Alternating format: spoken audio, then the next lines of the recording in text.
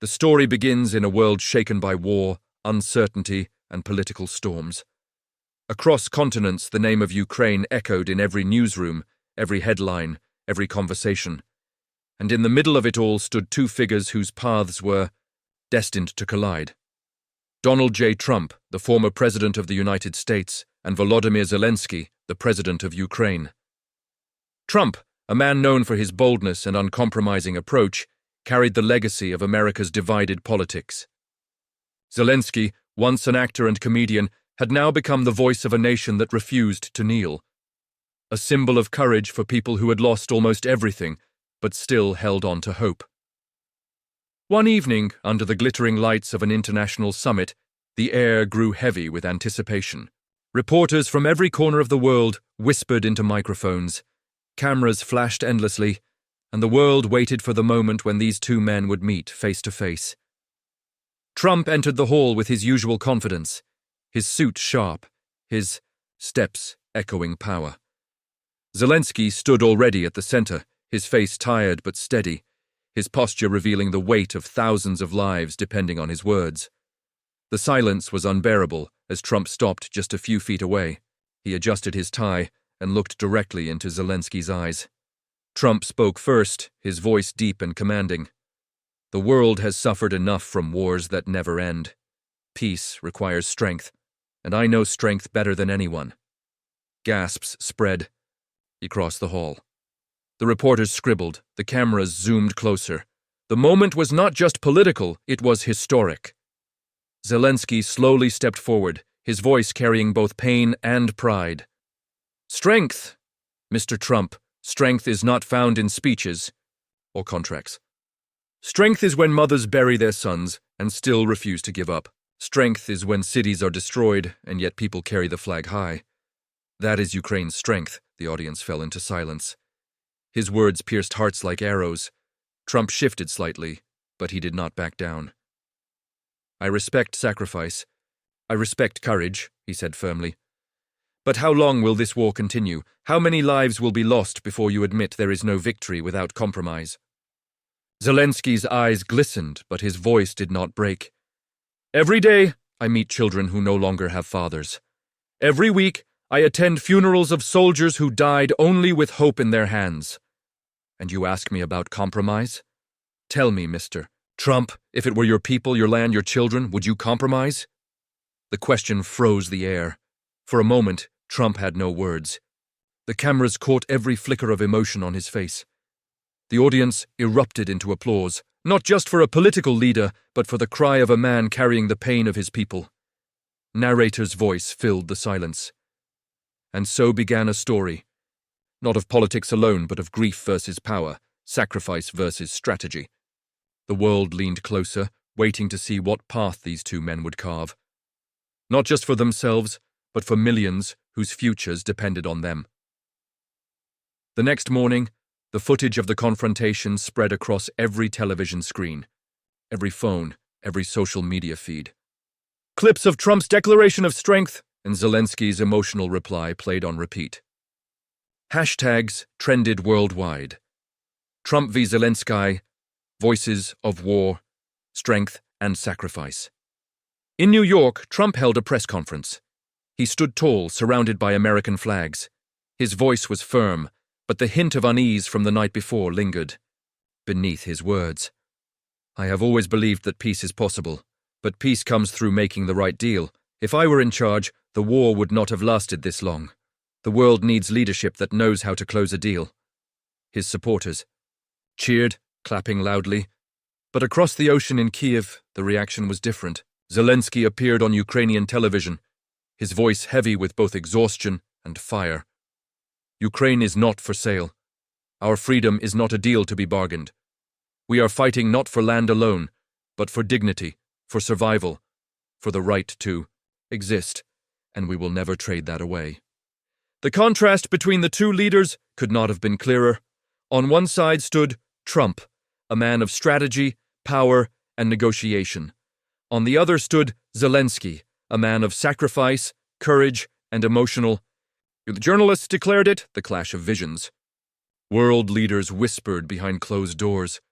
wondering if Trump's influence could shift the fragile balance of international politics, or if Zelensky's raw courage would keep Ukraine at the center of global attention. Behind the cameras, however, both men carried their own private struggles. Trump, in the quiet of his hotel suite, replayed Zelensky's words in his head. "If it were your children." The question haunted him, echoing in a place of his heart he rarely allowed anyone to see. For all his bravado, Trump was a father, a grandfather, and he knew the sting of loss, even if he never spoke of it publicly. Zelensky, meanwhile, returned to his war-torn country. He visited hospitals where wounded soldiers lay, whispering encouragements. He knelt beside a young girl who had lost her parents, pressing her small hand gently into his own. Every tear he witnessed only strengthened his resolve.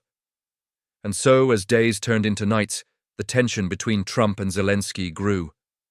Not as enemies, but as two leaders whose visions of the future collided like thunder in a storm. Narrator. The world had seen debates before, but never like this. Never so personal, never so raw. For in their clash lay not just politics, but the very soul of a war that had already taken too much. The world's attention now rested on the fragile bridge between Donald Trump and Volodymyr Zelenskyy. The cameras had captured the sparks, the passion, the pain, but beyond the flashing lights, real lives still hung in the balance. Every soldier at the front lines, every mother in a dark basement with her children, every father carrying water through broken streets, they all waited to see if words spoken in grand halls would change their tomorrow. Trump returned to America, his days filled with rallies and interviews. Yet something was different. His usual fiery confidence carried an undertone of reflection. During a live broadcast, when asked about Zelenskyy, Trump paused longer than expected. "He's a fighter. I'll give him that," he said slowly. "I may not agree with his methods, but I respect the courage of a man who stands when everyone else tells him to kneel." The comment surprised many. Critics who expected Trump to dismiss Zelenskyy instead found him speaking with a rare sense of respect. It sparked debates across media outlets. Was Trump softening? Was Zelenskyy changing him? Meanwhile, Zelenskyy stood before his people in Kyiv. The city was scarred, the skyline broken, yet hope still flickered like candlelight. Addressing the crowd in Independence Square, his voice carried across loudspeakers. "We are not alone. The world is watching. Some stand with us in words, some in action, and some in silence. But let it be clear, we are still standing. We are still alive. Ukraine breathes, Ukraine fights, Ukraine refuses to die." The people erupted in chants, their voices rising like a storm. Even in the cold night, even with sirens echoing in the distance, their unity felt unbreakable. And then, in an unexpected twist, whispers began that Trump might travel to the region, not as a president, but as a witness. Advisors warned him of the risks, but Trump, driven by both pride and a curiosity stirred by Zelensky's defiance, considered it. The idea spread like wildfire in newsrooms. Trump in Ukraine, at the same time, Zelenskyy wrestled with his own doubts. In private, he confessed to his closest aide, "Sometimes I wonder how much longer we can endure. Every day I see brave men fall, and I ask myself, will the world remember them, or will they only remember the speeches?" But then he recalled Trump's piercing words about deals and strength, and he realized something deeper. Perhaps strength was not only in sacrifice, but also in finding unexpected allies. Fate brought them together once more. On a cold evening, under the guarded walls of a European Council summit, Trump and Zelenskyy met again, this time away from the blinding cameras. No microphones, no reporters, just two men and the echo of a war outside. Trump broke the silence. "You asked me once if I'd compromise if it were my people. I didn't answer you then, but I've thought about it. And maybe you were right. Maybe some things are too sacred to compromise." Zelenskyy's eyes softened, the fire replaced by something gentler. "And maybe you were right too," he admitted quietly. "Strength is not only dying for your land. Strength is also keeping your land alive. Maybe one day, peace will not be a compromise. It will be a victory. For the first time, there was no clash in their voices, no thunder in their words, only a rare silence between two men who carried the weight of nations. The narrator's voice lingered over the moment. And so, the world realized that history is not written only by weapons or battles.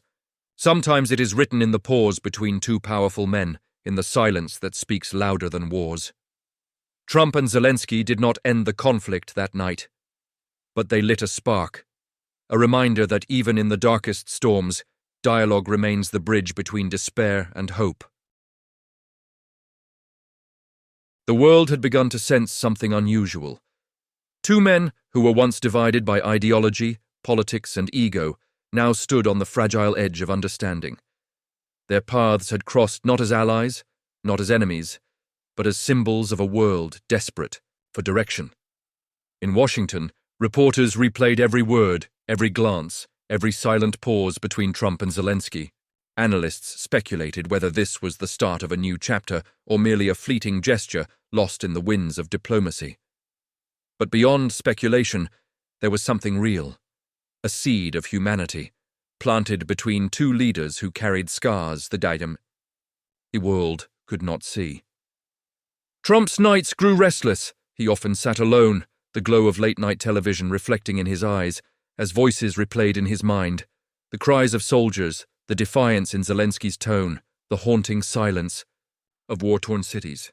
He had built his life on power, deals, and victories. Yet here was a man who measured victory not in wealth or towers, but in every single life that refused to surrender. Zelenskyy, too, wrestled with contradictions. His courage never faltered before his people. But in the quiet of his bunker, he felt the crushing weight of leadership. He remembered Trump's question, "How long can you endure?" And in the darkness, he admitted to himself that he did not know. Each day felt like both a triumph and a countdown. The next meeting between them was not official.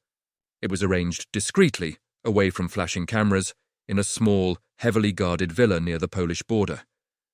The air outside was biting cold. The sound of distant sirens carried faintly through the wind. Inside, a single fireplace crackled. As Trump entered, his figure casting long shadows across the room. Zelenskyy stood waiting, dressed not in a suit, but in his now iconic green military sweatshirt. His eyes carried exhaustion, but his stance carried defiance. Trump broke the silence first. "You don't look like a president," he said with a half-smirk, gesturing to Zelenskyy's simple attire. Zelenskyy did not smile. "I don't have the luxury of looking like one. My people need me to look like them." The words struck Trump deeper than he expected. He, a man known for immaculate suits and gilded stages, suddenly felt small in the presence of a leader who had stripped away the theater of power and replaced it with raw, unpolished reality. As the fire crackled, their conversation drifted from politics into something more personal. Zelenskyy spoke of families who wrote letters to soldiers at the front, of children who still played soccer among ruins, of old women who refused to leave their homes even under shelling. Trump listened, sometimes with narrowed eyes, sometimes with an uncharacteristic softness. "Do you know what it means?" Zelenskyy asked quietly. "To wake up every day wondering if your home will still be standing by nightfall? To pray that your children will see another sunrise?" Trump hesitated, then spoke slowly. "I don't know that pain, but I know what it means to fight when everyone says you're finished. I know what it means to stand alone and still refuse to bend." Their words, though different in origin, found a strange resonance. Both men, in their own worlds, were outsiders, fighters, and survivors of storms larger than themselves.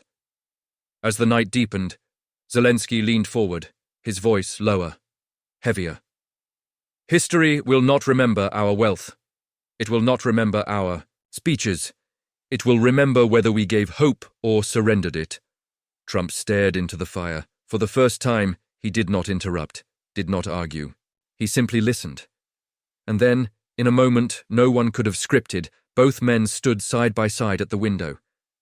Beyond the glass lay a world fractured by war, yet in their silence there was a fragile thread of something greater than politics. There was humanity. The narrator's voice carried over the scene, and so two men stood in the cold shadows of history, not as friends, not as foes, but as mirrors of a world torn between despair and defiance. Their story was not one of agreements or treaties, but of understanding, a reminder that even in chaos, even in conflict, the human heart searches for light. The night after their secret meeting lingered like a ghost over both men. Neither Trump nor Zelenskyy could easily escape the weight of the words exchanged by the fire. The villa near the Polish border had been silent, but silence does not erase echoes. It only deepens them. Zelenskyy returned to Kiev with renewed determination, but also a strange heaviness in his heart. He had always spoken to the world from the stance of defiance, a fighter unyielding in the face of overwhelming odds. Yet now he carried with him the shadow of Trump's words. "I know what it means to fight when everyone says you're finished." It unsettled him, not because Trump had spoken them, but because Zelenskyy recognized a kind of kinship in that fight. It was something he had not expected, and perhaps something he did not even want, but it was real. Meanwhile, in America, Trump faced a storm of his own. Every headline dissected his meeting with Zelenskyy.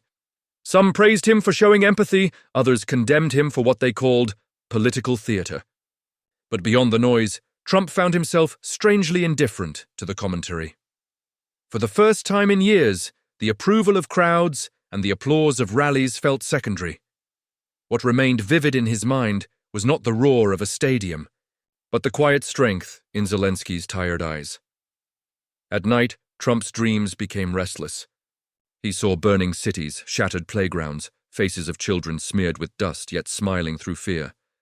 Sometimes he woke in a sweat, whispering, "Stand tall. Don't bend."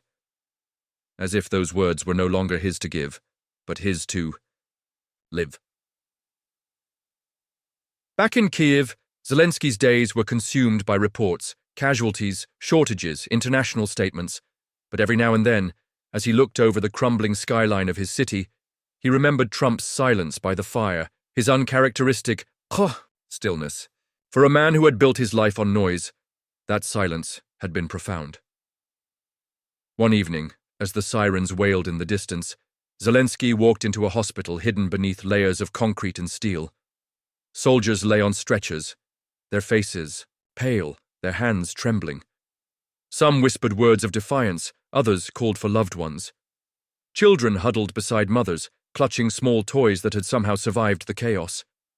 Zelenskyy bent down to a boy no older than 10, his leg wrapped in bandages. The boy's eyes lit up as he saw the president. "Will we win, sir?" the child asked softly. Zelenskyy smiled, though his throat tightened. "Yes, we will win because you are brave." The boy nodded, clutching his toy car closer. Zelenskyy turned away quickly, his heart pounding with emotion. In that moment, he thought of Trump again. Not as a politician, not as a critic, but as a man who might, in his own flawed way, understand the unbearable weight of carrying hope for others. News soon reached Trump of Zelenskyy's hospital visit. Images spread across the world. The weary leader in a simple sweatshirt, bending beside a wounded child.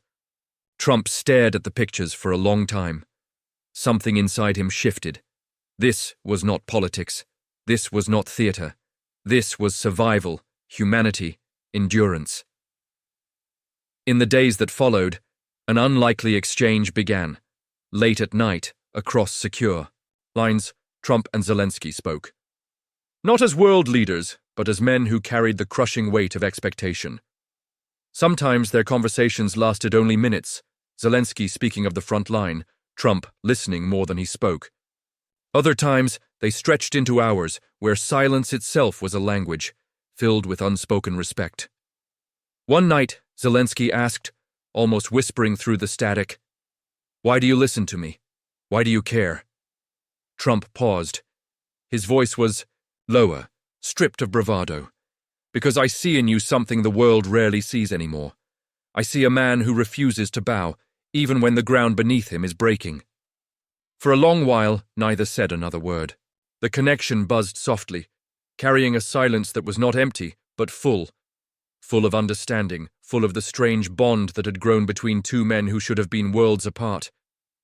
And in that silence, the narrator's voice rose, once more. The world measured them by politics, by power, by strategy, but beneath it all, they were simply men, fragile, flawed, yet unyielding. And sometimes, it is in the fragile that the strongest light is found. The world outside their private exchanges grew harsher with every passing day. Bombings intensified, cities crumbled, and yet, in the shadows of destruction, the quiet thread between Trump and Zelenskyy remained intact, fragile but unbreakable. In Washington, Trump found himself walking alone more often. He would stroll through his estate gardens at midnight, the moonlight spilling over the trimmed hedges. Yet his thoughts were far from peaceful. His advisors spoke endlessly of strategy, elections, numbers, but Trump's mind wandered to a city, far away, Kyiv, where each sunrise was not a promise, but a gamble. One evening he stood before a mirror longer than usual. The man staring back at him looked powerful, yes, but also weary. For the first time, Trump admitted silently to himself, "I understand what it feels like to be caged by expectations, to be strong when inside you are tired." Meanwhile, Zelenskyy sat in an underground shelter with his generals. Maps covered. The walls, their edges curling under dim lights. Every red marker represented another wound to his nation. His eyes drifted to the doorway, half expecting another siren, another explosion. But what haunted him most was not the destruction. It was the quiet moments, the ones in between, when he allowed himself to feel. That night, after the meeting ended, he opened the secure line again. His voice was softer than usual, almost hesitant. "Donald, do you ever wonder if strength is just another mask?"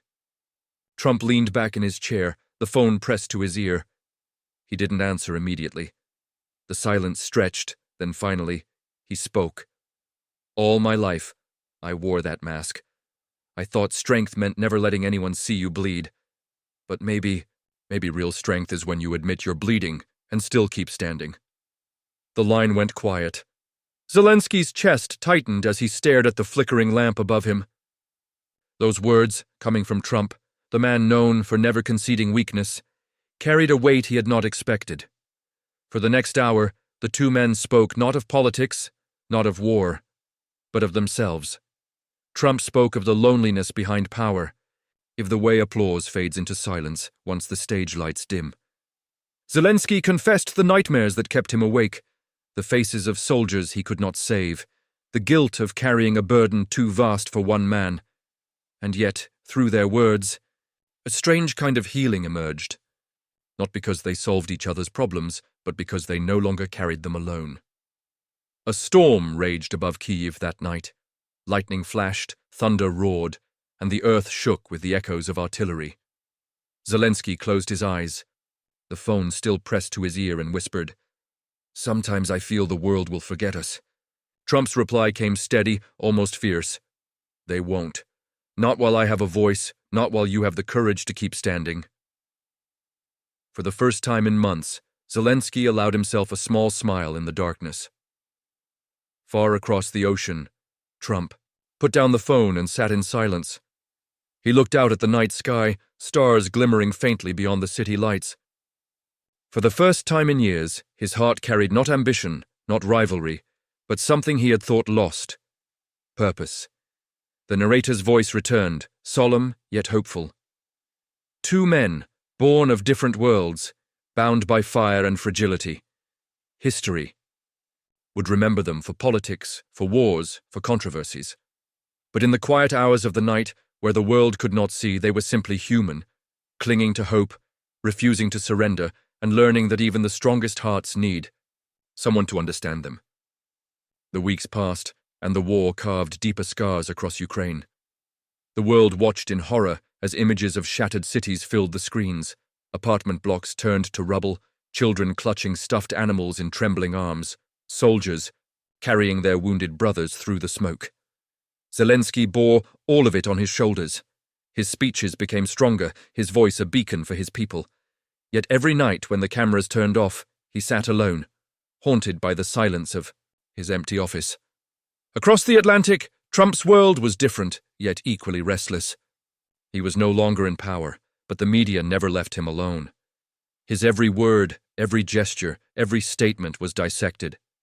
For the first time in his life, Trump found that his usual defenses, sarcasm, pride, bravado, didn't shield him from the loneliness creeping inside. But there was one constant. The late-night calls, sometimes they lasted only a few minutes, just enough for Zelenskyy to hear another human voice that wasn't weighed down by military strategy. Other times, they stretched for hours, with Trump pacing in his golden office, speaking in tones no one else ever heard from him. One night, the connection crackled more than usual. The storm outside Kyiv was fierce, and the sound of distant explosions echoed through the line. Zelenskyy's voice came faint but steady. "Donald, today I lost a city. They took it from us. My people fought until their last bullet, their last breath. But it fell." Trump closed his eyes. He had never known the true face of war, never stood in the ruins of a bombed neighborhood. But in that moment, he felt Zelenskyy's pain as if it were his own. "Listen to me, Volodymyr," Trump said firmly, pacing with heavy steps. "A city can fall, a building can fall, even a government can fall. But courage, that doesn't fall. You're still standing, and as long as you're standing, Ukraine still stands." There was silence on the other end, then the sound of Zelenskyy breathing slow and heavy. For the first time in days, he allowed himself to cry, not in front of cameras, not in front of soldiers, but quietly, with only the voice of a man thousands of miles away to hear him. Trump did not interrupt. He simply stayed, the line open, letting the storm of grief pass. He had always believed tears were weakness, yet tonight he saw them for what they truly were. Proof of humanity. Hours later, Zelenskyy whispered, "Why do you care so much?" "You don't have to. The world doesn't owe me this kind of friendship." Trump's voice lowered, almost breaking. "Because I know what it's like to feel the world against you, to wake up every day fighting battles no one else can see. You remind me that strength isn't about winning. It's about not giving up when losing feels easier." The line held steady. Two men, both wounded in different ways, sat in silence across oceans, bound by words that transcended politics. Outside, dawn crept slowly over Ukraine, painting the ruins in pale light. Zelenskyy wiped his face, squared his shoulders, and rose again. Trump, across the sea, sank into his chair, strangely lighter, as if carrying someone else's pain had lessened his own. And so, their bond deepened, not forged by treaties or signed agreements, but by the fragile, unspoken truth. Even leaders are human. The narrator's voice returned, echoing like a promise. History will tell of wars and strategies, but the true stories are found in the quiet hours, when broken men discover that courage is not the absence of fear, but the choice to face it together. Days turned into weeks, and the war showed no sign of slowing. The world was still divided, some nations sending aid, others choosing silence. But the calls between Trump and Zelenskyy had become a lifeline, more than either man had expected. One night, as snow fell gently outside Kyiv, Zelenskyy sat by a single candle. Power outages were common now, and darkness seemed to swallow the city whole. Yet in that darkness, his phone buzzed. Trump's name appeared. "Volodymyr, you sound tired," Trump began, his voice softer than usual. "I am," Zelenskyy admitted. "Sometimes, I wonder if I can carry this weight any longer. My people look to me for strength, but inside, I am breaking." Trump leaned back, his reflection shimmering in the gold-framed mirror of his office. For a moment he didn't answer. He thought of all the times he too had felt the crushing expectation of millions watching, waiting, demanding. "You know," Trump finally said, "they used to call me indestructible. They thought nothing could touch me, but the truth? Even I broke many times. I just never showed it." Zelenskyy's tired laugh carried through the line. "So you're saying I should pretend?" "No," Trump replied quickly. "I'm saying you should be human. Your people don't follow you because you're perfect. They follow you because you're theirs, because you're real, Show them that and you'll never lose them." There was silence. Then a distant explosion shook the night on Zelenskyy's side. The phone trembled in his hand. He didn't flinch, didn't cry out. Instead, he whispered, "Donald, will you stay on the line with me until it's over?" "I'm not going anywhere," Trump said firmly. "Not tonight, not ever." And so, the two men sat together across continents, one listening to the thunder of war outside his window, the other offering the quiet strength of presence. For the first time in weeks, Zelenskyy fell asleep, the phone still in his hand. The next morning, Trump was still awake, the call still connected. He had sat in silence for hours, watching the sunrise over Manhattan as if it carried some message from Kyiv itself. When Zelenskyy stirred, his voice was groggy but calmer. "You stayed?" "Of course I stayed," Trump answered. "You think I'd leave you hanging while you're out there holding the line for your country? Forget it." Zelenskyy smiled faintly. In that moment, he realized that this strange, unexpected friendship had given him something no battlefield could take away: hope. Days later, during a rare press briefing, a journalist asked Trump why he spent so much time speaking with a leader he no longer had political ties to. Trump paused, his usual sharp, it replaced by something heavier, more deliberate. "Because when history looks back at this time," he said slowly, "it won't just be about borders or battles. It'll be about the people who stood by each other when the world was breaking apart. And I'd rather be remembered as the man who picked up the phone than the one who stayed silent." The room went quiet. For once, even the press had no comeback. Back in Kyiv, Zelenskyy saw the clip. His eyes filled with quiet gratitude. The world saw him as a wartime president, but in Trump's words, he saw himself not just as a soldier of politics, but as a man worth standing beside. And so, the story of their bond deepened further. Not in headlines, not in official documents, but in the unseen hours where two unlikely men, one from the ruins of war, the other from the glitter of power, found strength in each other's humanity. The narrator's voice returned, softer now, almost like a whisper. "What history records in ink, friendship writes in the heart, and sometimes the smallest gestures, an answered call, a shared silence, are the very things that keep hope alive." Kyiv's nights grew colder, and so did the ITU. In silence of the international community, aid was promised, but rarely delivered in time. Yet Zelenskyy had found an unexpected rhythm. Whenever the chaos became unbearable, he would hear Trump's voice on the other end of the line. One night, as artillery rumbled in the distance, Zelenskyy confessed something he had never said publicly. "Donald, sometimes I wish I could just walk away. Not from my people, but from the constant death. The faces of children I can't save, they haunt me." Trump's voice was unusually soft. "I know that feeling. Not the war, but the faces. When you lead, every decision feels like life or death. I used to lie awake, replaying what I could have done differently. It doesn't go away, Volodymyr. But you carry it, and, strangely, it makes you stronger." Zelenskyy fell quiet. His eyes burned with unshed tears. "And what made you stronger, Donald?" Trump paused, then said quietly, "The thought that maybe, just maybe, tomorrow, I'd get one thing right. Sometimes that was enough."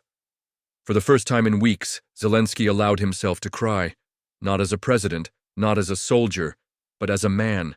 And Trump didn't interrupt. He simply stayed, his silence a shield, his presence a comfort. The following week, Trump shocked everyone by flying to Europe for a private visit. Officially, it wasn't announced, no media, no cameras. But word spread like wildfire. Trump wanted to see Zelenskyy face to face. The meeting happened in a small, dimly lit underground shelter near Kyiv. Zelenskyy, dressed in his simple olive green sweater, extended a hand. Trump, in a dark overcoat, grasped it firmly. "You came," Zelenskyy whispered, his voice heavy with disbelief. "I told you," Trump replied. "I don't walk away from people who need me. Not anymore." For a moment they simply stood there, eyes locked. Two men from entirely different worlds, brought together by war, bound by something stronger than politics: humanity. That night, as the sirens wailed above, they sat across a wooden table lit by a single lamp. Zelenskyy spoke of his fears, his dreams of peace. Trump spoke of his regrets, the loneliness of power, and the weight of choices that history would never forgive. At one point, Trump reached across the table, his hand firm on Zelenskyy's shoulder. "You're not alone in this fight," he said. "You may feel the world is silent, but I hear you. I'll always hear you."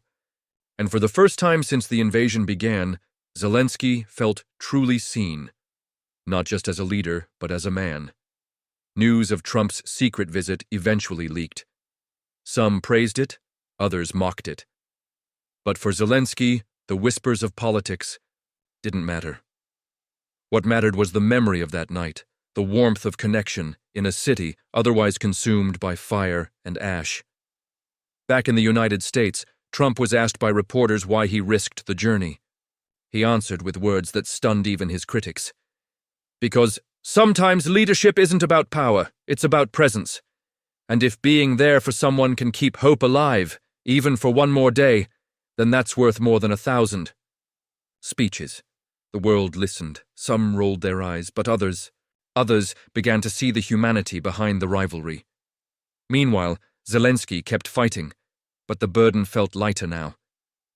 In every explosion, he remembered the words. In every sleepless night, he remembered the presence. And though the war was far from over, a seed had been planted, one of hope, one of resilience, one of an unexpected friendship that neither history books nor political borders could fully explain. The narrator's voice lingered, solemn and steady. In the darkest of times, we do. Not survive by armies or weapons alone. We survive by the hands we hold, the voices that steady us, and the rare souls who remind us we are never truly alone. Weeks after Trump's secret visit, Zelenskyy found himself reflecting during a rare moment of calm. The war had not slowed, but something inside him had shifted. He carried within him the echo of Trump's words, "You're not alone."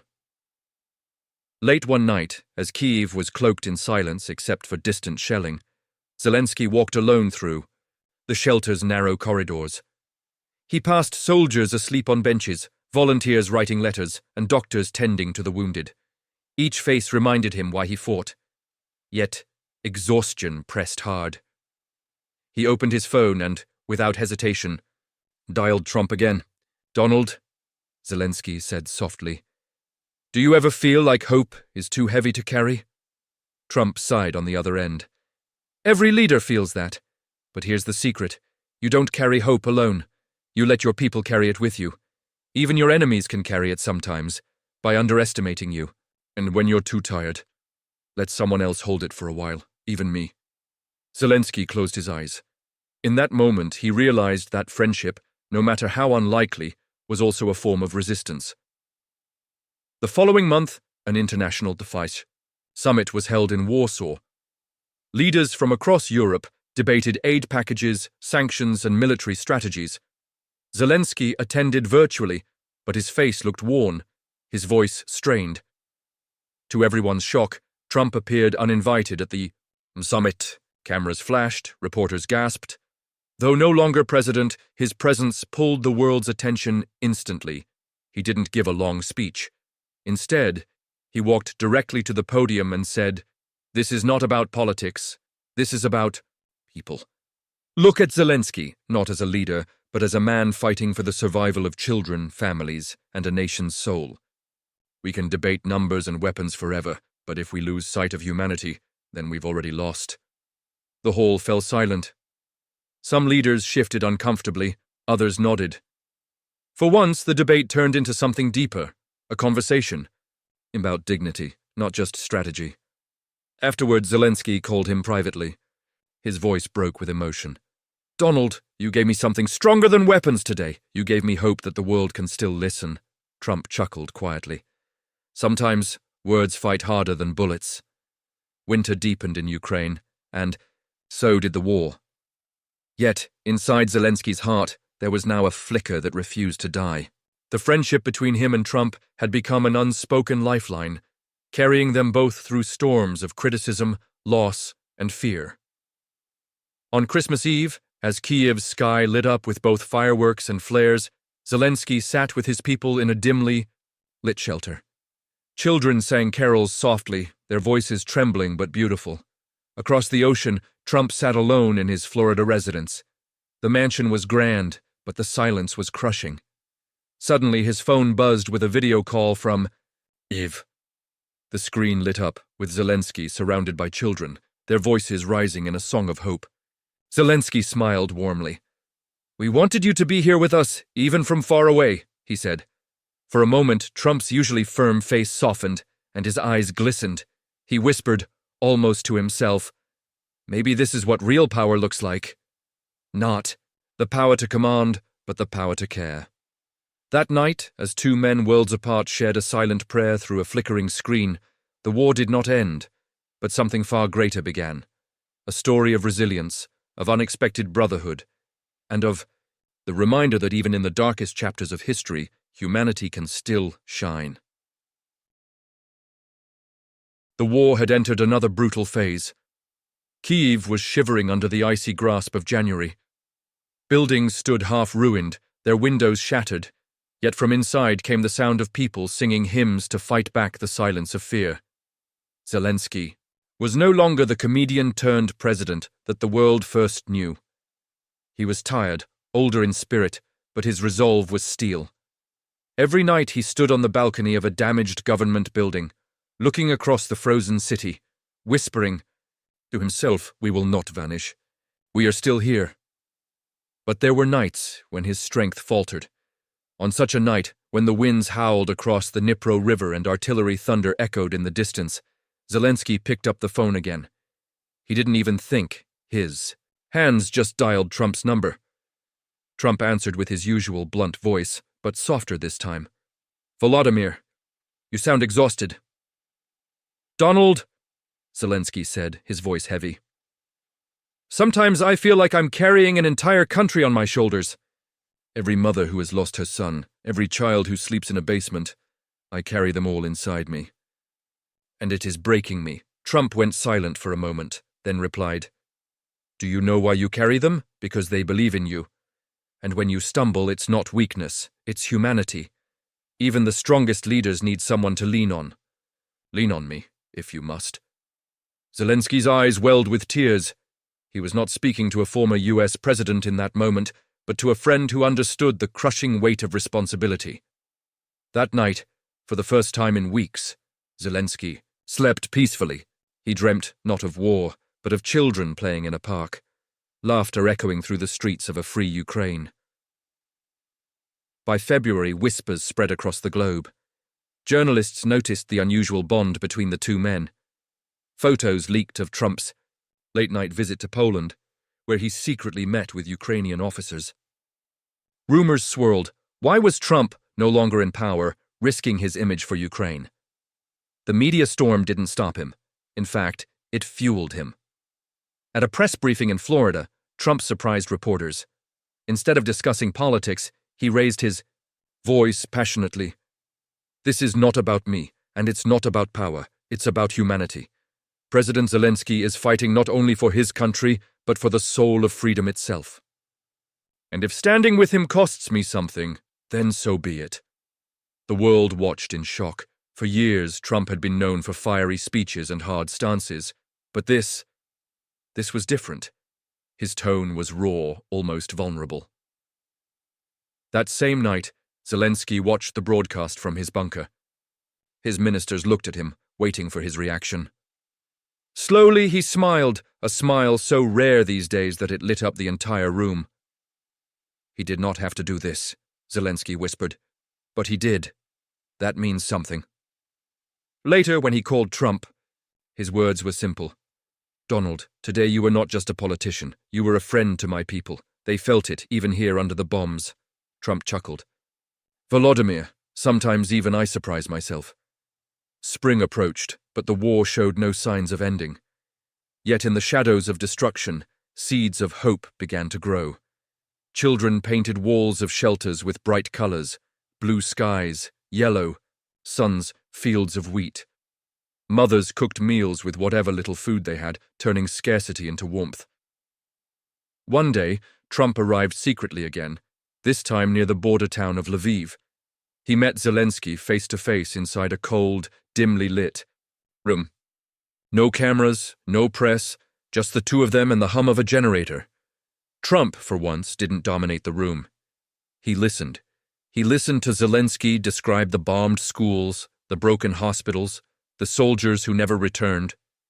Then Trump stood and placed a hand on Zelenskyy's shoulder. You know, Volodymyr, history doesn't remember leaders for the wars they fought. It remembers them for the hope they gave. You are hope itself for these people. And that is something no army can destroy, Zelenskyy's voice cracked. I never asked for this destiny, Donald. I only wanted peace. Trump nodded slowly. Neither did I once, but sometimes destiny chooses us, and all we can do is rise to meet it. They shared a long silence, broken only by the distant sound of sirens. For a brief moment, two very different men, one a former U.S. president, the other a wartime leader, stood as equals, bound not by politics, but by the weight of humanity. Outside, as dawn broke over the war-torn land, it felt as if even the sun itself had chosen to rise for Ukraine. The air inside the Kyiv government hall was tense, carrying the weight of decisions that could alter the fate of millions. Cameras were forbidden in this room. The meeting was meant to be private, but every word spoken here would soon ripple across the world. Donald Trump sat across from President Volodymyr Zelenskyy, his eyes fixed, his tone uncharacteristically serious. The usual bravado, the fiery rhetoric, had been replaced by something deeper, a mixture of defiance, frustration, and a strange sense of sympathy. Mr. President, Trump began, his voice echoing against the marble walls, the world thinks we are enemies. They think America's stance and your stance are destined to clash forever. But let me tell you something. I have seen power, I have lost power, and I know one truth. In the end, war destroys everyone, no matter who claims victory. Zelenskyy leaned forward, his hands clasped tightly together. His face was weary, aged beyond his years, not because of time, but because of endless nights of sirens, bombs, and funerals. Donald, you speak of war as though it is only politics. But for us, it is blood in the streets, children in shelters, families torn apart.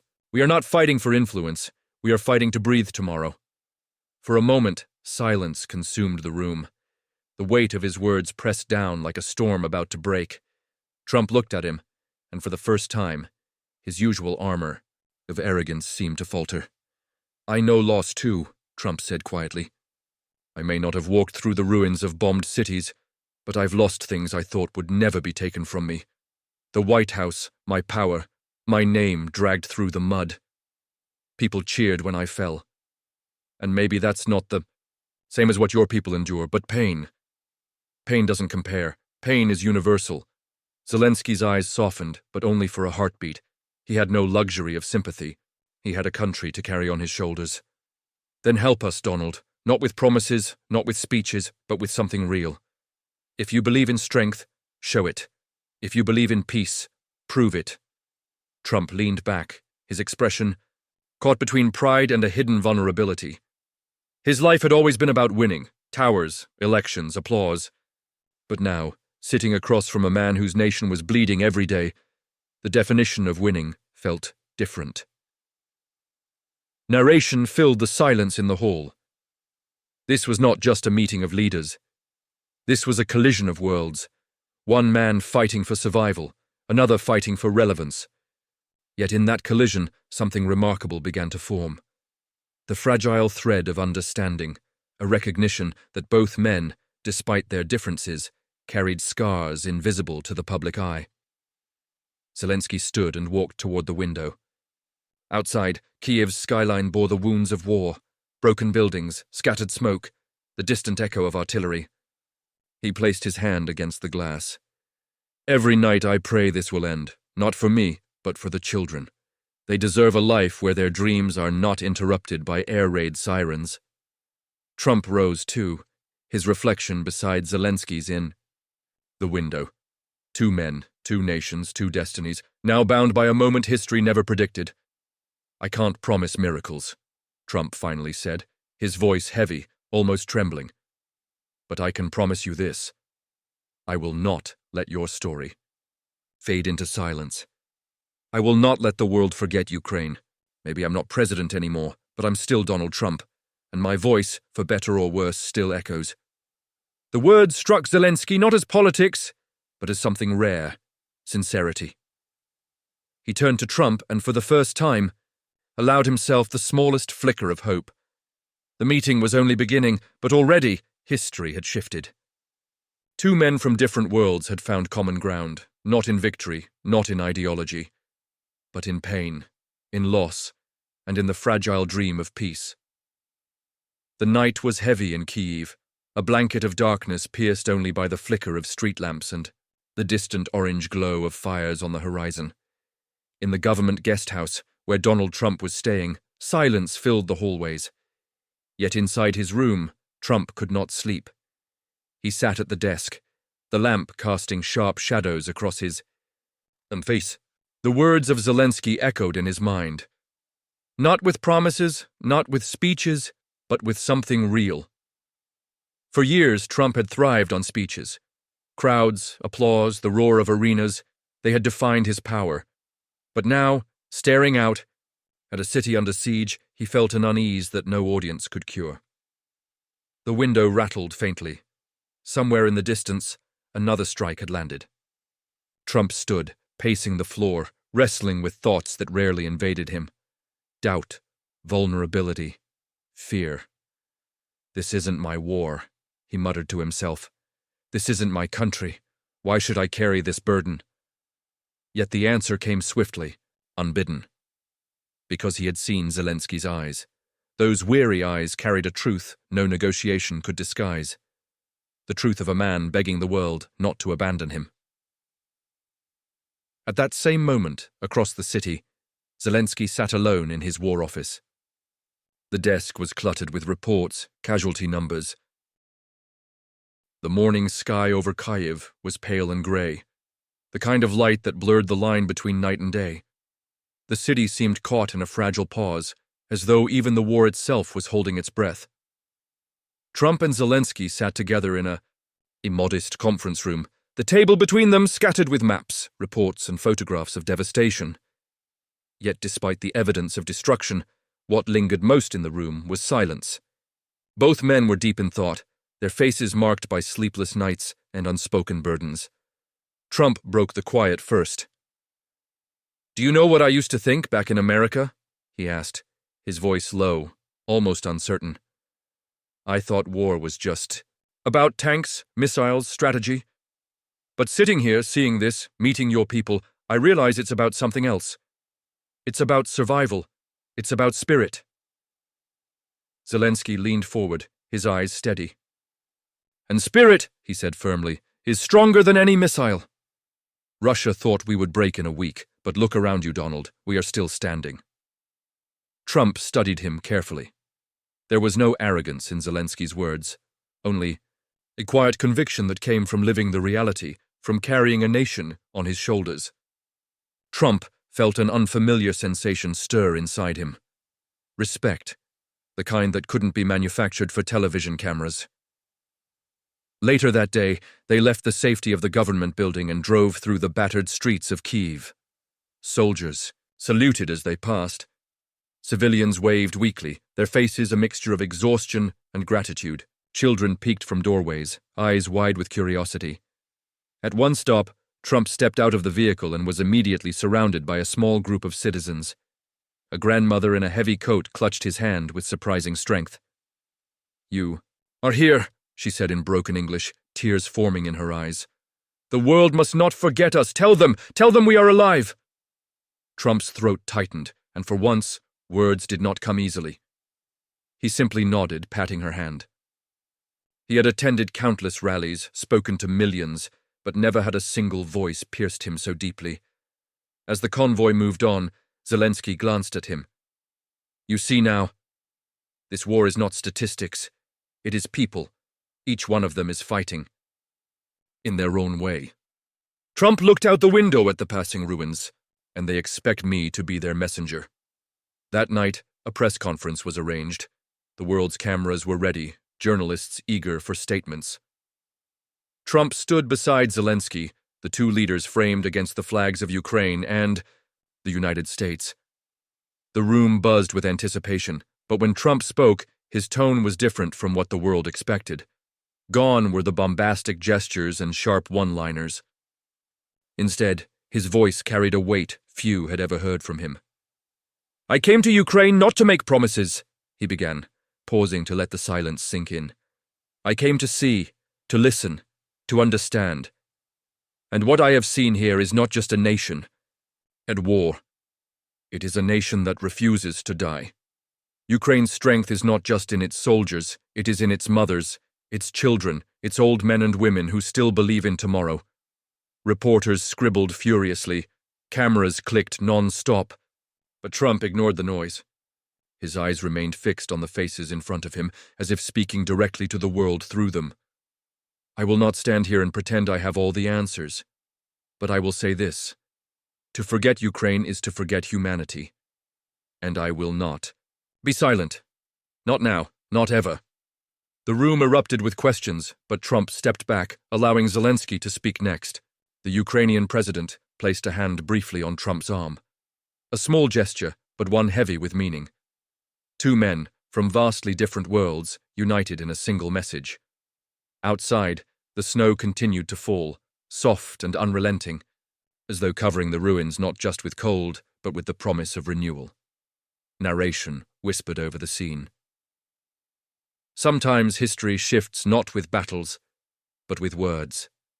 And in Kyiv, that night, words began to carve a path toward something greater than politics, toward the fragile possibility of hope. The following morning, Kyiv awoke to the sound of distant artillery, a grim reminder that peace was still a dream. Yet inside the presidential residence, there was an unusual sense of calm. Trump and Zelenskyy sat together at a long wooden table, drinking strong Ukrainian coffee, as the first rays of sun broke through the frosted windows. For a moment, they were not politicians, not symbols of nations, but simply two men carrying the weight of expectations far greater than themselves. Zelenskyy spread out a new map across the table, pointing to regions where fighting had intensified. His voice was steady, but exhaustion was visible in his eyes. "Every day we lose more lives. Every day the enemy thinks we are closer to breaking. But what they do not understand is that our resolve grows stronger with every loss." Trump leaned back in his chair, studying the map but also the man before him. "You remind me of something I used to forget," he admitted. "In America, leaders argue, fight over politics, power, money. But here, it's not about politics. It's about survival. That changes everything." A pause hung between them, filled with unspoken truths. Trump had once been criticized for not understanding the gravity of war. But now, faced with the reality of Ukraine's suffering, something inside him shifted. Later that day, they visited a hospital on the outskirts of Kyiv. Rows of wounded soldiers lined the corridors, their bodies broken, but their eyes burning with defiance. Trump walked slowly, shaking hands, listening to their stories. One young soldier, no older than 20, clutched his arm tightly. "Don't let the world forget us," he whispered. Trump's face tightened, his usual bravado gone.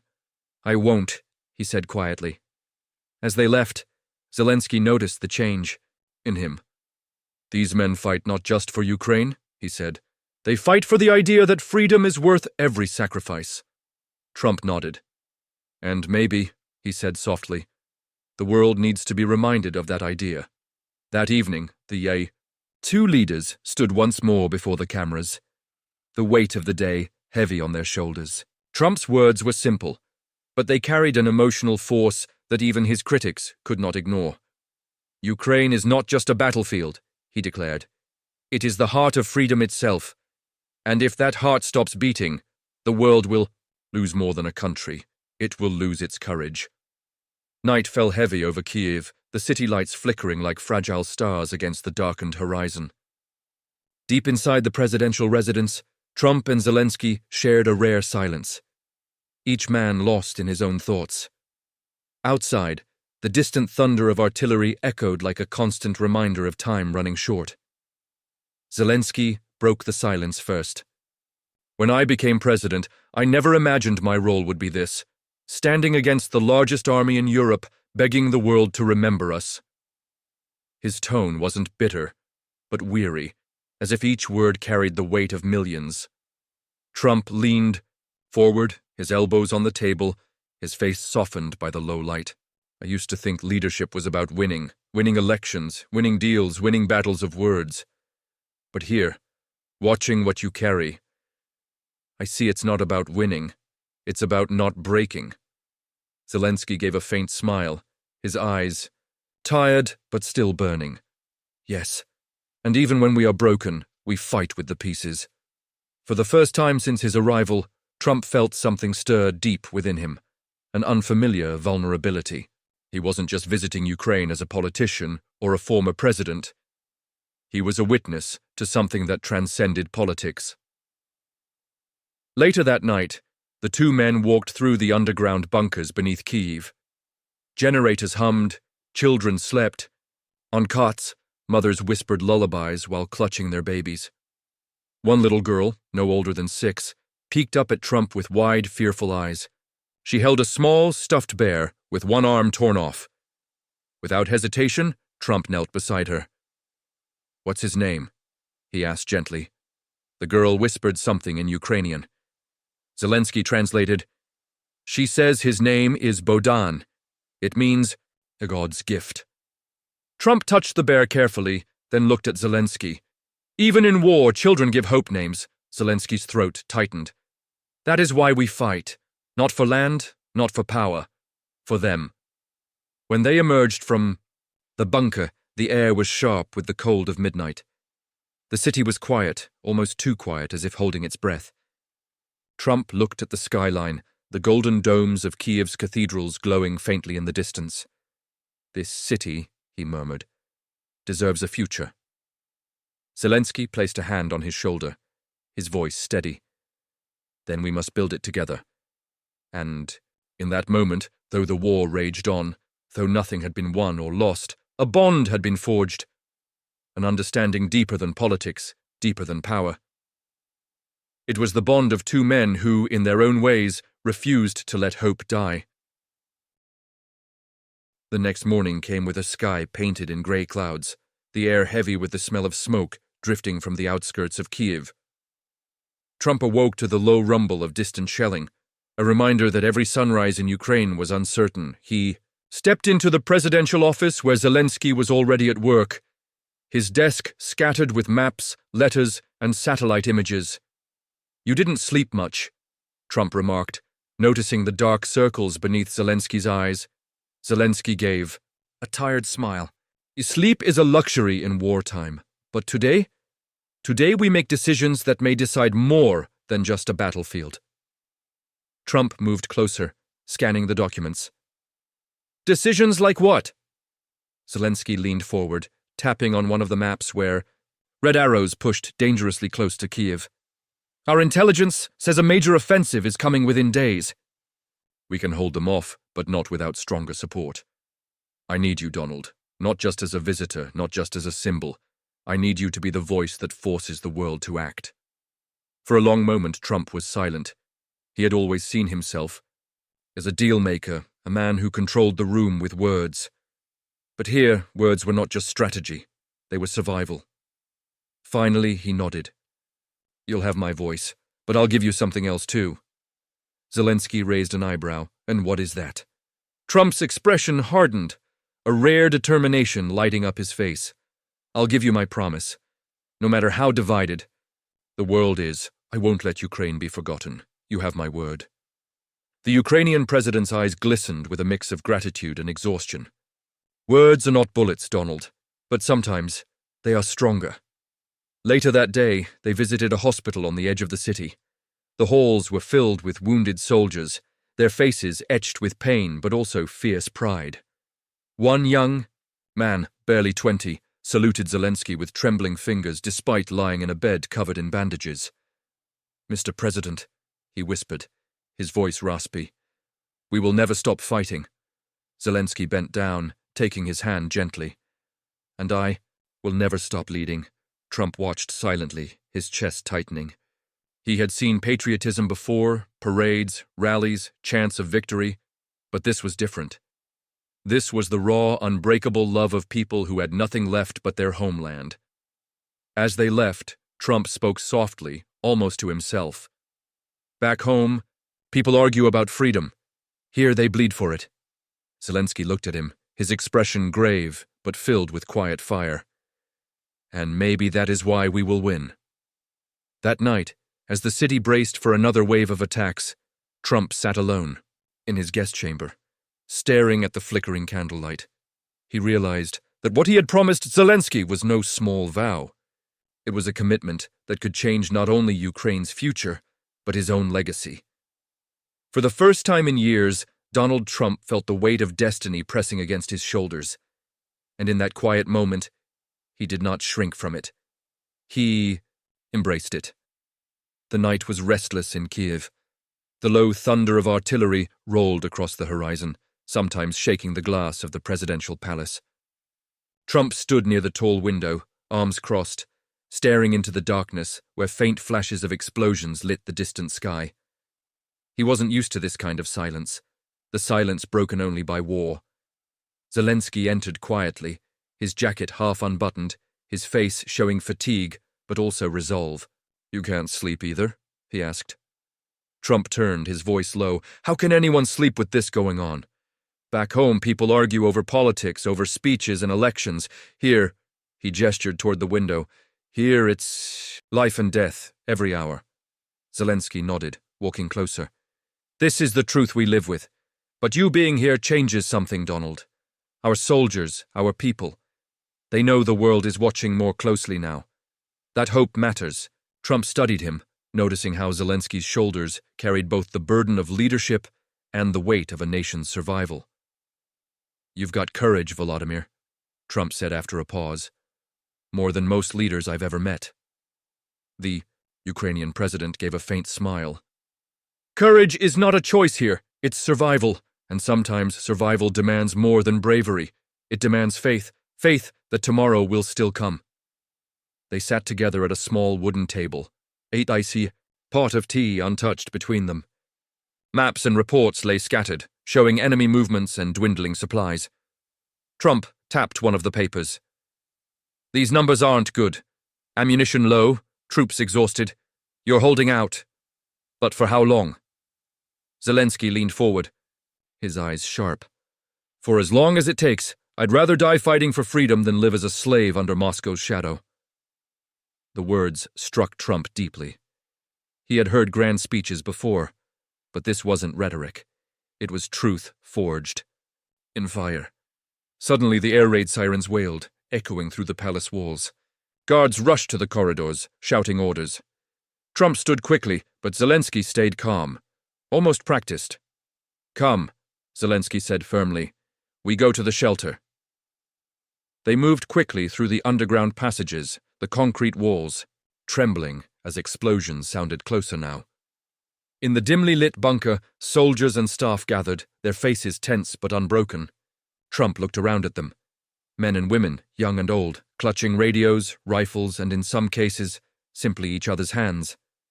Zelenskyy raised his voice, steady and commanding. "We will not be broken tonight. We will endure, as we always endure. Ukraine stands, and Ukraine will never fall." A cheer rose through the bunker, echoing louder than the bombs above. Trump watched, almost overwhelmed. For the first time in his life, he understood what it meant to lead not with power, but with heart. In that bunker, surrounded by people who refused to surrender, Trump realized that this was not just Ukraine's fight. It was humanity's fight, and deep inside, a thought began to form, one he had never considered before. Perhaps his destiny was no longer tied only to America's politics, but to something larger, something that would outlive both him and Zelenskyy. The bunker grew quieter as the bombardment above slowed. Dust still drifted from the ceiling, and the smell of concrete mixed with the faint odor of oil lamps burning in the corners. Trump sat, on a metal bench, his elbows on his knees, watching Zelenskyy walk among his people. patting a soldier on the shoulder, whispering reassurance to a young aide, sharing a nod with a general who looked as weary as the walls themselves. Trump thought, to himself, this man isn't just a president, he's a symbol. Every look, every word keeps them standing. Zelenskyy returned and sat beside him. His voice was calm but heavy. Do you see, Donald? This is my country's heartbeat. Every night, every strike, and still they believe. Trump nodded slowly. I see it. And I'll be honest, Volodymyr, I've led people with money, power, influence, but this, leading people with nothing but hope, that's a whole other level. Zelenskyy smiled faintly. Hope is our last weapon, and it is stronger than tanks. For a while they sat in silence, listening to the faint rumble above. Then one of the soldiers approached, holding a small radio. Mr. President, he said to Zelenskyy, we intercepted Russian chatter. They're preparing another push at dawn. Zelenskyy's face hardened, but he didn't flinch. Then we'll be ready, he looked at Trump. Tomorrow will test us again. I won't force you to stay in the line of fire, Donald. If you want to leave Kyiv before dawn, I can arrange it. Trump shook his head firmly. No. If I walk away now, it'll look like fear. And maybe, just maybe, the world needs to see me here with you when the sun rises. For the first time that night, Zelenskyy let out a genuine laugh, though brief. Then tomorrow, we fight together, in our own way. Trump leaned back, exhaling deeply. The thought of battle, of being in the middle of an active war zone, was not something he had ever imagined for himself. Yet here he was, side by side with a man half his age, carrying the fate of a nation on his shoulders. The sirens quieted, leaving only the distant hum of generators. Slowly, some people began to rest against the cold bunker walls, closing their eyes for a few stolen hours of sleep. Trump remained awake, staring at the steel door. His mind replayed Zelenskyy's words. Hope is our last weapon. Somewhere inside him something shifted. He wasn't just a guest anymore. He was part of this night, part of this struggle, part of a story bigger than himself. When dawn finally crept into the sky above Kyiv, Trump was still awake, waiting for whatever the new day would bring. That night, the two leaders sat in silence on broken chairs in a half-destroyed schoolhouse, now used as a shelter. Children slept on mats around them, their tiny breaths steady against the chaos outside. Trump broke the silence. Do you ever feel fear? Zelenskyy looked at him, his eyes tired but unbroken. Every day. But courage is not the absence of fear. It is choosing to stand, even when fear tries to push you down. Trump nodded slowly. He thought of his own life. Boardrooms. Rallies, debates, but none of it compared to this. Here, every decision Zelenskyy made meant life or death for someone. Suddenly a child stirred and opened his eyes. He walked over and climbed into Zelenskyy's lap. Without hesitation, Zelenskyy wrapped him in his arms. The boy whispered something, in Ukrainian that Trump couldn't understand, but the tone was unmistakable. He was asking for comfort. Zelenskyy smiled softly and kissed the child's forehead. Trump looked away, his throat tightening. He had seen leaders speak of patriotism, but never hold it in their arms. Trump whispered almost to himself, This is what makes a leader unforgettable. For the first time in years, he felt humbled. The next morning, Kyiv awoke to a rare sound, birdsong cutting through the silence of war. Smoke still lingered, but sunlight broke through the clouds, casting golden light over the battered city. Trump and Zelenskyy stood on a rooftop, overlooking the horizon. From here, Trump could see the vastness of Ukraine, the scorched ruins, yes, but also the defiant signs of life. Flags on rooftops, families repairing broken windows, soldiers singing folk songs around makeshift fires. Trump turned to Zelenskyy. You said courage is choosing to stand. I think maybe I understand now. Zelenskyy placed a hand on his shoulder. Then remember it, always, because the fight for freedom is not only ours, it belongs to every nation that dreams of a tomorrow. Trump inhaled deeply, feeling a strange peace despite the chaos below. He realized that history was not only being written here, it was changing him. And for the first time, Donald Trump was not thinking about the past or the future. He was fully present, standing beside a man who had shown him what true resilience meant. As the wind swept across the rooftop, carrying with it the voices of a city that refused to break, Trump whispered to himself, "The world will remember this." The bunker meetings had ended, and yet Trump could not sleep. He lay on a cot in a dimly lit shelter, the sound of distant explosions echoing through the night like thunder.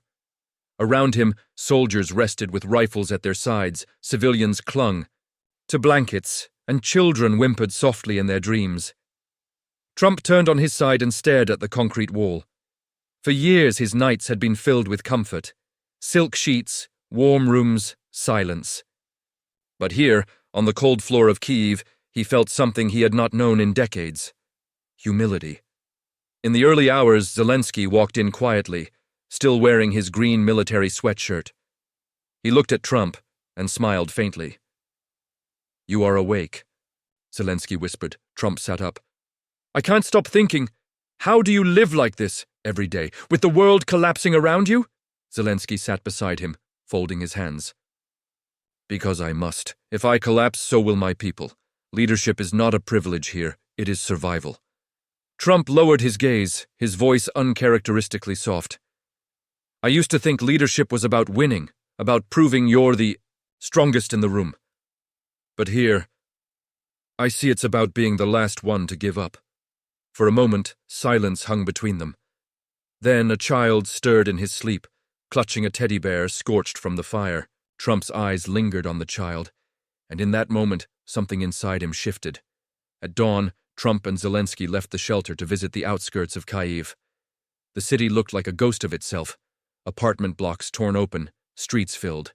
With rubble, cars abandoned mid-journey. Yet everywhere they went, they saw resilience. Women carrying buckets of water, old men patching broken windows, teenagers painting Ukrainian flags on walls.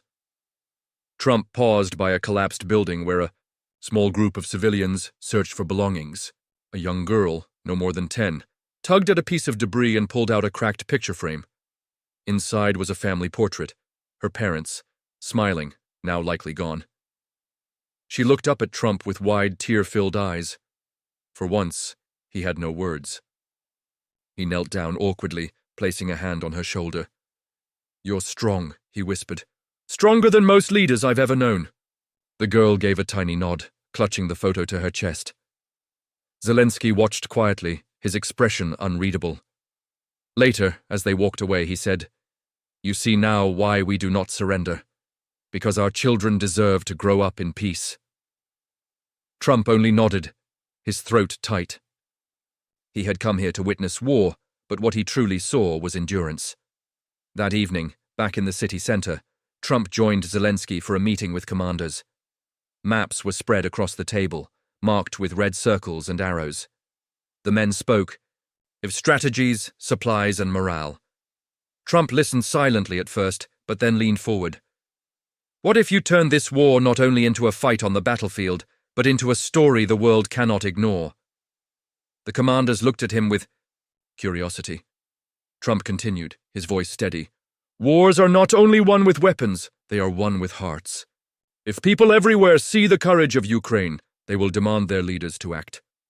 They will pressure governments. They will send help, money, support." Zelenskyy studied him, surprised at the clarity in his words. "You mean to make the truth louder than the bombs?" "Yes," Trump replied firmly, "because the enemy fears one thing more than your weapons, the world standing behind you." The room fell silent, the weight of his words sinking in. For once, Trump was not the showman, not the politician. He was simply a man who had finally understood the power of human struggle. As they left the meeting, Zelenskyy said quietly, "Perhaps you were meant to come here, not as a leader of your past, but as a witness for our future." Trump did not reply, but deep inside, he knew Zelenskyy was right. The late evening shadows fell across Kyiv as the city prepared itself for another restless night. Sirens had gone quiet for the moment, but the silence was heavy, as though the air itself knew that conflict was not far away.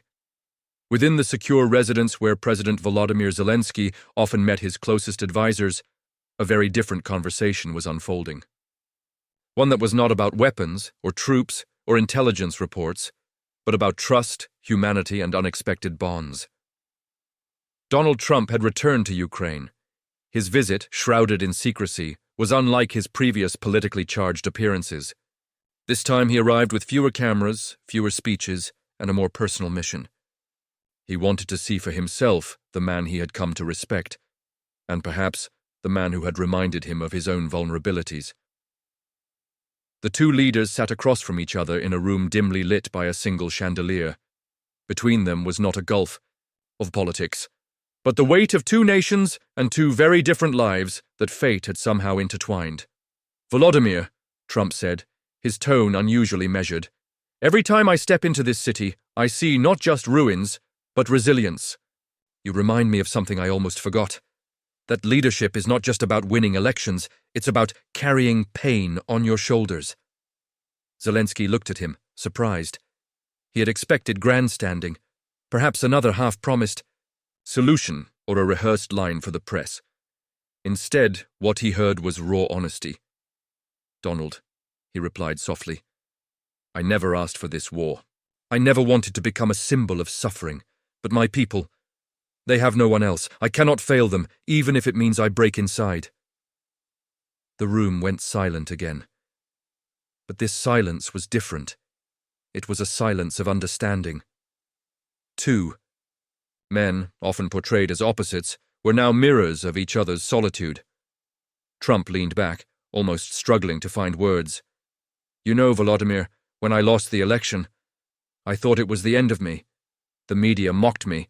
Half the country cheered my downfall. I felt abandoned, like everything I had built was slipping away. But sitting here, listening to you, your fight makes mine look small. I don't know if I could have carried the weight you carry."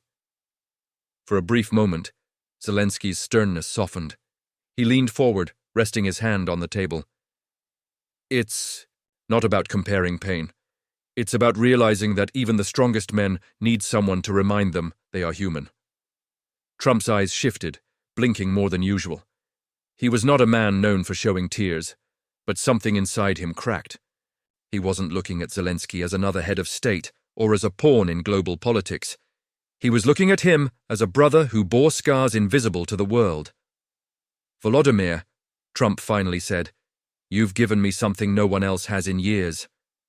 You've given me honesty, and I don't take that lightly.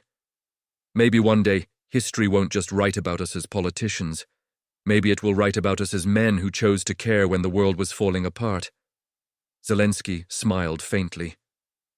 It wasn't the smile of victory, nor of relief. It was the smile of someone who, even in darkness, had found a sliver of light. The night grew colder outside, but inside that room, two unlikely allies forged a bond deeper than politics. And though they knew the world would never fully understand, they both felt that this friendship, this fragile but genuine connection, would outlast wars, elections, and borders. The following morning began with a haze over Kyiv. The city was waking to smoke on the horizon, but inside the presidential compound, Zelenskyy and Trump walked together in the courtyard.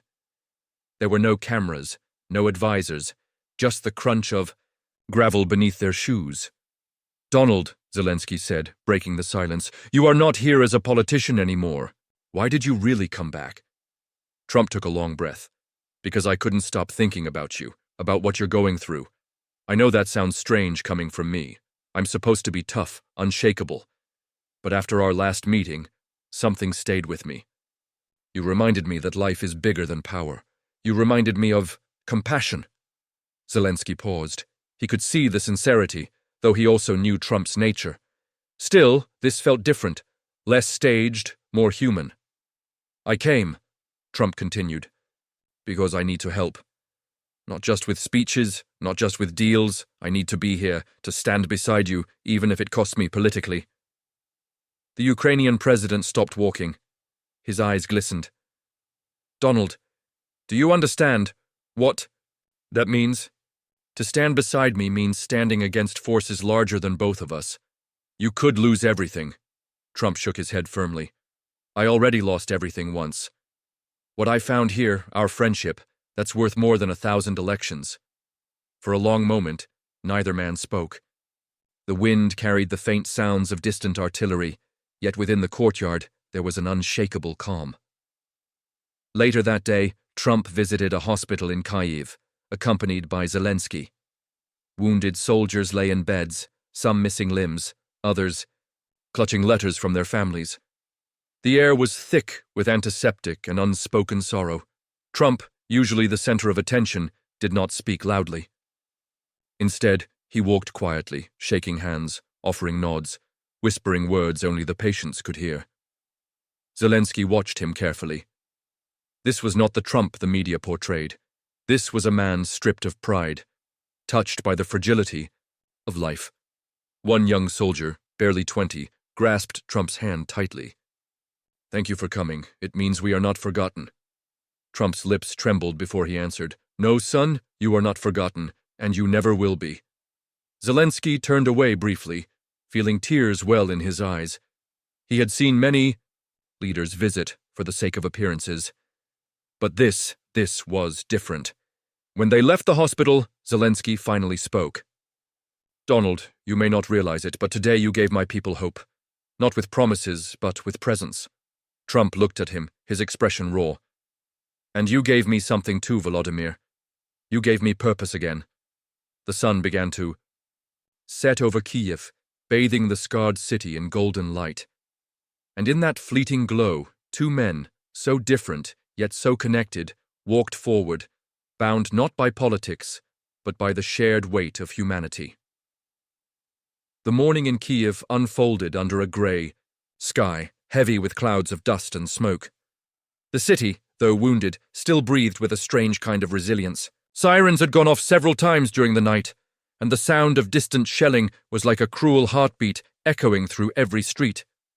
Yet, in the midst of that devastation, there was a spark of anticipation. Today, President Volodymyr Zelenskyy and former U.S. President Donald Trump were going to appear together in a refugee center. The convoy moved slowly through streets lined with barricades and damaged buildings. Soldiers saluted as the two leaders stepped out, but there was no grandeur in the moment. The cameras that normally surrounded Trump were not there, and Zelenskyy, dressed simply in his olive-drab shirt, carried the weight of a soldier more than a politician. As they entered the shelter, the air was filled with silence and the faint sobs of children. Mothers cradled infants against their chests, old men sat with vacant eyes, staring into the distance, and teenagers whispered nervously as if afraid of breaking the fragile quiet. Trump walked behind Zelenskyy, unusually subdued. He wasn't the commanding figure who filled arenas with chants and slogans. His steps were slow, deliberate. For the first time in a long time, he looked like a man stripped of all armor. Zelenskyy gestured around the crowded hall. Donald, he said softly, these people sleep and wake under the sound of bombs. They eat little, they lose much. But today your being here tells them they are not forgotten. Trump paused beside a little boy whose eyes were wide with fear. The child clung tightly to his mother's dress, trembling every time a distant explosion rolled through the air. Trump knelt down, something no one expected. He placed his large hand gently on the boy's shoulder and spoke in a calm, steady voice. Don't be afraid, kid. You're braver than you think. And listen to me. You're not alone. Not anymore. Tachinia. Boy's lips trembled, but then as if a small candle had been lit inside him, he smiled, shy, hesitant, but real. The mother's eyes filled with tears, and she whispered a thank you that seemed to carry more weight than any diplomatic statement. For Zelenskyy, watching Trump in that moment was almost surreal.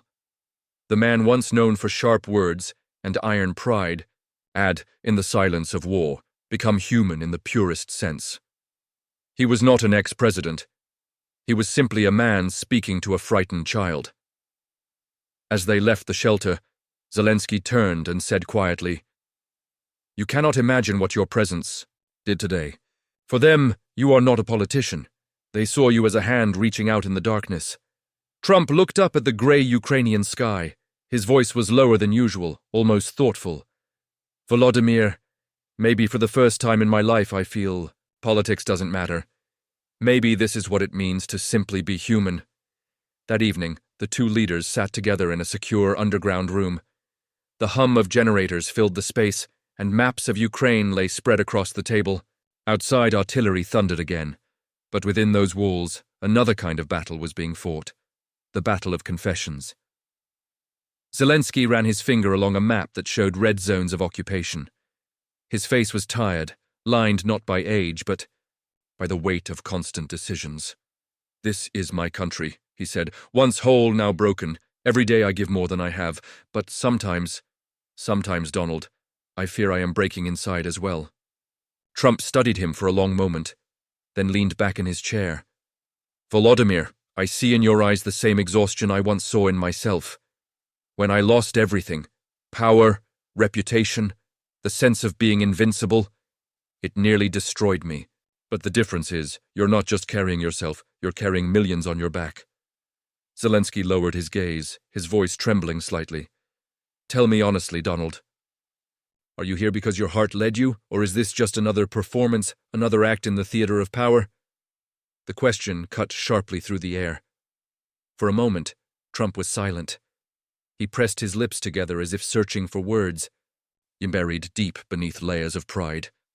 "Finally," he said, "I spent my whole life playing the games of power, but standing here, watching your people, seeing your courage, I feel stripped of those games. This isn't a performance. Not this time. This is real. You've made me see that." The room grew still. The only sound was the echo of distant shelling. The two men looked at each other across the table, and in their eyes was no treaty, no negotiation, but a human promise, a bond that rose above politics. Trump leaned forward, his voice unusually gentle. "If history remembers us, it won't be because of the speeches or the deals. It will be because we stood together when everything was falling apart, because we saw each other not as leaders, but as men." Zelenskyy's eyes grew wet. He nodded slowly, whispering, "Maybe this is my greatest weapon. Not the tanks, not the missiles, but the simple truth that even in war, friendship can exist." The next morning, a pale sun broke through the smoke-filled sky. For the first time in days, Kyiv seemed to breathe. Zelenskyy and Trump drove to the outskirts of the city, where ruined houses stood like skeletons against the horizon. Amidst the rubble, families were building makeshift shelters. There were no soldiers here, no heavy protocol, just ordinary people, trying to survive. Trump and Zelenskyy walked among them, their presence almost surreal. A woman, her clothes worn and her face etched with grief, stepped forward. She had lost her husband in the fighting, and yet her eyes burned with a fierce dignity. She looked first at Zelenskyy, then at Trump. Her voice trembled but carried a weight heavier than any weapon. "We don't need more weapons. What we need is hope." The words struck like an arrow.